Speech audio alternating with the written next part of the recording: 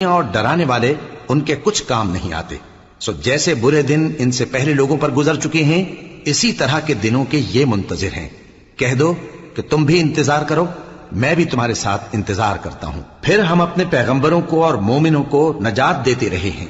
उसी तरह हमारा जिम्मा है कि मुसलमानों को भी नजात दें। ऐ पैगंबर, कह दो कि लोगों, अगर तुमको मेरे दीन में किसी तरह का शक हो तो सुन रखो कि जिन लोगों की तुम अल्लाह के सिवा इबादत करते हो, मैं उनकी इबादत नहीं करता, लेकिन मैं उस अल्लाह की इबादत करता हूं जो तुम्हारी रूहें कब्ज कर लेता है, और मुझको यही हुक्म हुआ है कि ईमान लाने वालों में हो जाऊं, और यह कि ऐ नबी, सबसे यकसू होकर दीन इस्लाम की पैरवी किए जाओ और मुशरिकों में हरगिज ना होना, और अल्लाह को छोड़कर ऐसी चीज को न पुकारना जो न तुम्हारा कुछ भला कर सके और न कुछ बिगाड़ सके।